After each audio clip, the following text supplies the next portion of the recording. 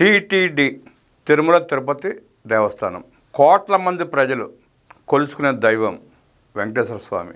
ఆ తిరుమల తిరుపతి దేవస్థానంలో లడ్డూలో నెయ్యికి బదులు కల్తీ నెయ్యి వాడి ఎలా భక్తుల మనోభావాలతో ఈ దుర్మార్గులు ఆడుకున్నారో మనం చూసాం. సుప్రీంకోర్టు చేత నియమించబడిన సిట్ అది నెయ్యి కాదు, కల్తీ కాబడింది, కల్తీ నెయ్యి అని తేల్చి విచారణ పూర్తి చేసింది. అది గొడ్డు కొవ్వు కాదు, పంది కొవ్వు కాదు, చేప నూనె కాదు అని తేల్చిందని మాకు చెప్పారని చెప్పి ఈ సన్నాసి మాట్లాడుతున్నాడు. ఈ సన్నాసి ఏం మాట్లాడాడు ఒకసారి విందాం. 420 కదా, మీరంతా 420కి వెళ్ళా కదరా బాబు.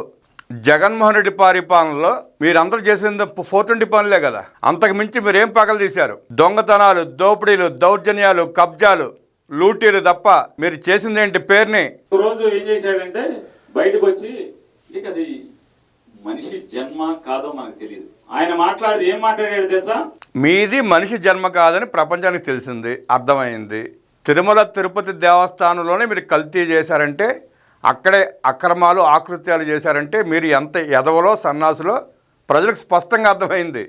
కలియుగ దైవం శ్రీ వెంకటేశ్వర స్వామి ప్రసాదంలో గొడ్డు కొవ్వు, పంది కొవ్వు, చేపల నూనె కలిపి జగన్మోహన్ రెడ్డి మీరు కల్తీ చేశారు. సుమారుగా 240 కోట్ల రూపాయల కల్తీనైన వాడి దోచుకుని దుర్మార్గంగా వ్యవహరించి హిందువుల మనోభావాలతో ఆడుకున్న దుర్మార్గులు, దుష్టులు మీరు. సిగ్గు శరం లేకుండా ఇంకా సమర్థించుకునే పని చేస్తున్నావు, నువ్వు ప్రయత్నం చేస్తున్నావు.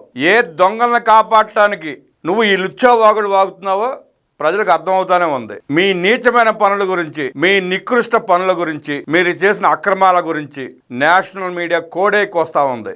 CNN న్యూస్ వాళ్ళు ఏం వార్త ప్రసారం చేశారు? TTD laddu ghee scam exposed, 68 lakh kg adulterated ghee supply to TTD. ఇప్పుడు ఏం చెప్తావు సన్నాసి? ఏం సమాధానం చెప్తావు? నీకు సిట్ విచారణలో జరిపిన ఏ అధికారి నీకు చెప్పాడు? ద ఎకనామిక్ టైమ్స్ వాళ్ళు ఒక ఆర్టికల్ రాశారు. TTD laddu ghee case, CBI SIT names 36 accused, alleges 250 crore fake ghee supply.